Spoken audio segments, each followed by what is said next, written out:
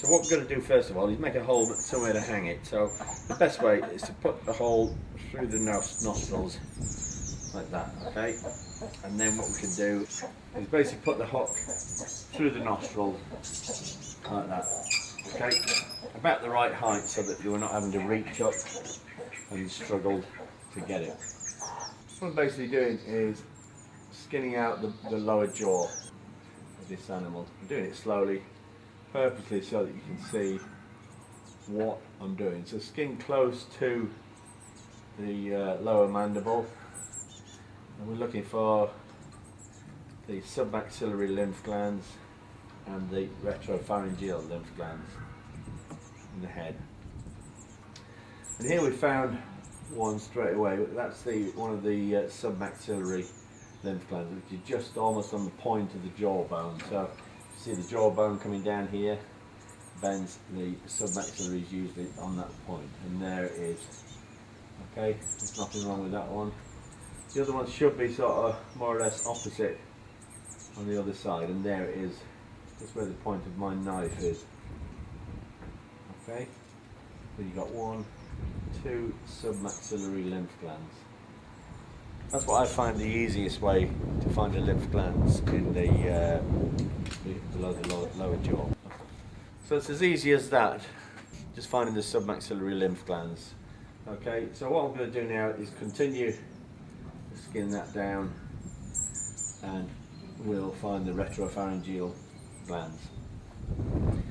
How I do that normally, there's 2 ways of doing it. One is by going through the back of the head here and lifting them up onto your fingers. The retropharyngeal lymph glands are just behind this muscle here.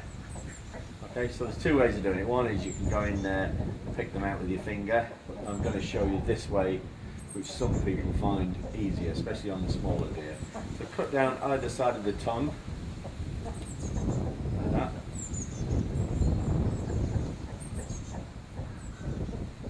Okay.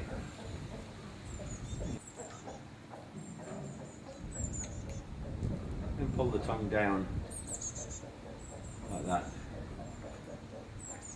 Now what you see here is the pharynx. That hole there is the pharynx. See that? Okay, so obviously the retropharyngeal, retro is at the back of the pharynx, retropharyngeal.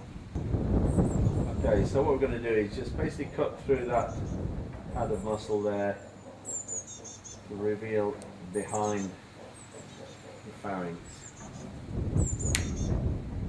Probably doesn't work properly. So there's one, the retropharyngeal lymph gland, just behind that pad of muscle.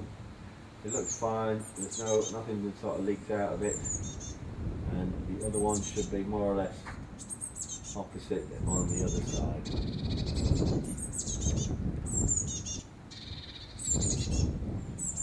And there's the other one. Okay, and I'll just incise that so you can see. Okay, so there's the lymph tissue on one of the retropharyngeal glands. That's the lymph tissue on the other one. And the point of my knife there. See that? There's nothing wrong with those at all, they're not enlarged. Okay? So it's important to check these glands because in the case of TB particularly, it affects the retropharyngeal lymph nodes very often before it affects any of the other lymph nodes in the body. But that's not always the case. So it's important to check these retropharyngeal lymph nodes and also the submaxillary lymph nodes that we pointed out earlier, which I can't find now, but they are there. Okay, so now that can be discarded. We're happy to get rid of that. We don't think there's no signs of any disease in there, so I'm happy with that, to let that go as it is. Okay, thank you.